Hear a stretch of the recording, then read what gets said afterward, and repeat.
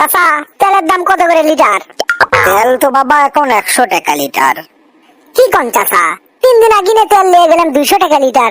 খাই তেলের দাম অর্ধেক হয়ে গেল কৃষক, নাকি আপনার তেলের মধ্যে সমস্যা আছে, ভেজাল তেল নাকি? আস্তাগফিরুল্লাহ আস্তাগফিরুল্লাহ, কি কও তুমি? আমরা 2 নম্বর জিনিস বেচমু? আমাদের জিনিসে কোনো প্রকারের ভেজাল নাই। তুমি মনে হয় আমাদের দেশে তো রমজান মাসত কোনোদিন আসনি। আমি খালি একলা না, আমাদের দেশের সমস্ত ব্যবসায়ী রমজান মাস আসলেই জিনিসপত্রের দাম কমে দেয়, যাতে বান্দারা নির্বিঘ্নে রোজা রাখতে পারে। আমরা তো সারা বছর কামাই করি, এই একটা মাস কামাই না করলে কি হবে? এটা আমরা আল্লাহর কাছ থেকে নিয়ে এলাম ইনশাআল্লাহ। আশ্চর্য ব্যাপার, আমাদের দেশত রমজান মাস আসলে জিনিসপত্রের দাম ডবল হয়ে যায়, আর এই দেশত জিনিসের দাম আরো কমে দিছে, অর্ধেক করে লিয়েছে। চাচা, খালি কি তেলের দামই কম নাকি অন্যান্য জিনিসের দামও? যেটা লেবা বাবা সেটার দামই কম, আর এই অফারটা পুরো রমজান মাস জুড়েই চলবে ইনশাআল্লাহ। সুবহানাল্লাহ, আলহামদুলিল্লাহ। তেল কত করে লিটার? তেল লেবা ভাজতে, তেলের তো সাপ্লাই বন্ধ হয়ে গেছে। তুমি ভাজতে মানুষ, তোমাকে আর কি কই। যদি তেল লাও বাবা, একদম 320 টাকা লিটার। কড্ডি লিবা লাও। কি করেন এগুলো আপনি চাচমে? 3 দিন আগে না আপনার থেকে তেল নিয়ে গেলাম 200 টাকা লিটার, খালি 320 হলো কেমনে? আজ থেকে রোজা টোজা করো না নাকি? ভুলে গেছো যে রমজান মাস শুরু হয়ে গেছে?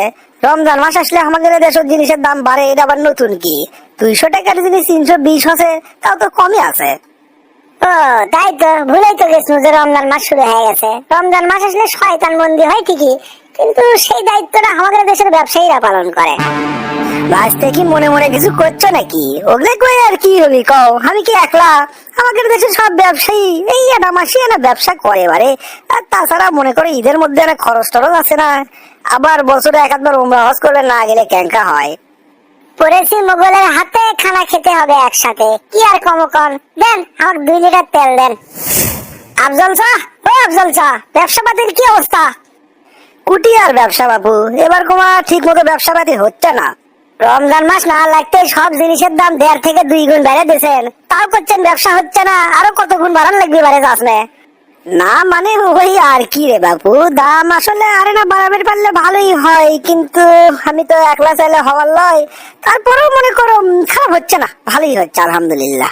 চাচমে, আমি যতদূর জানি আপনি প্রতি বছর উমরা হজ করবেন যান, তা আপনি রমজান মাসত কোনোদিন উমরা হজ করবেন যাননি? তোমার যে আরো কথা, প্রতি বছর তো আমি রমজান মাসেই উমরা হজ করবে যাই। রমজান মাসত সবকিছুতে 70 গুণ বেশি সব পাওয়া যায়, বোঝো না? তাহলে তো নিশ্চয়ই আপনি দোকানপাটও তো গেছেন ওই দেশত যায়। আচ্ছা, রমজান মাসে তারা জিনিসপত্রের দাম কি রকম রাখে অন্যান্য সময়ের তুলনায়? অন্যান্য সময় জিনিসপত্রের যা দাম থাকে, রমজান মাস আসলেই ওই দেশের ব্যবসায়ীরা সব জিনিসের দাম কমে দেয়, তাও প্রায় অর্ধেক নামেলে আসে। তা আরব দেশের ব্যবসায়ীদের দেখে আপনারা কিছুই শিখেন না? এটি আবার শেখার কি আছে বাবু? সেটাই, মানুষের বিবেক যখন পচে যায়, মানুষের ভেতরে যখন আর কোনো মনুষ্যত্ব থাকে না, তখন তো তাই ভালো কোনো জিনিস থেকে কোনো কিছু শিখবি না, এটাই স্বাভাবিক। বাবা কেলটু, তুমি কি কবার চাচ্ছ? খোলাসা করে কও তো।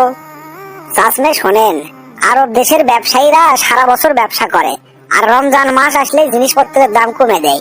কৃষক কমে দেয় জানেন?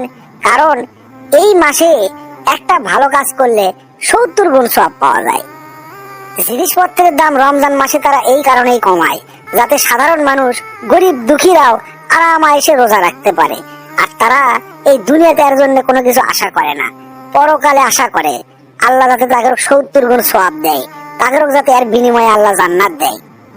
আপনারা কত বড় বড় ব্যবসায়ী, কোটি কোটি টাকার মালিক, আপনারা সারা বছর কোটি কোটি টাকা কামাই করেন, আবার রমজান মাস আসলেই জিনিসপত্রের দাম 2 গুণ 3 গুণ বেড়ে দেন। এটা কি কোনো মানুষের কাম? এটা কি একজন মুসলমান হিসেবে আপনারা করতে পারেন? গরিব অসহায় মানুষের কথা তো বাড়িয়ে দিলাম, মধ্যবিত্ত এমনকি উচ্চ মধ্যবিত্ত মানুষের গেলেও এই রমজান মাসে জিনিসপত্র কিনে খাইতে 12টা বেজে যায়, খালি আপনাদের এই লোভের কারণে। এইভাবে মানুষক জিম্মি করে আপনারা কোটি কোটি টাকা কামাই করেন, সেই টাকা নিয়ে যা আপনারা ওমরা হজ করবে। আপনাদের কি লজ্জা লাগে না? শয়তানক যখন ঢেল মারেন, তখন কি একবারও মনে হয় না ওই শয়তানের চেয়ে আপনারা আরো বড় শয়তান? বাবা কেলটু, তুমি আমাকে আর লজ্জা দিও না। আমি আসলে এত গভীর ভাবে কোনোদিন চিন্তা করিনি। তুমি তো ঠিকই কছো, মানুষের কাছ থেকে অন্যায় ভাবে ইনকে করে টাকা নিয়ে সেই টাকা দিয়ে হজ করে কি লাভ? আজকে থেকে আমি সিদ্ধান্ত নিলাম, আমি আর কোনোদিন রমজান মাসের জিনিসপত্রের দাম বাড়াবো না। এখন থেকে আমি চেষ্টা করবো রমজান মাস আসলে জিনিসপত্রের দাম কমানোর। আলহামদুলিল্লাহ, আল্লাহ আপনার অবশ্যই ভালো করবে চাচা। আপনি সব সময় সৎ পথে থাকেন আর সব সময় মানুষের উপকার করার চেষ্টা করেন।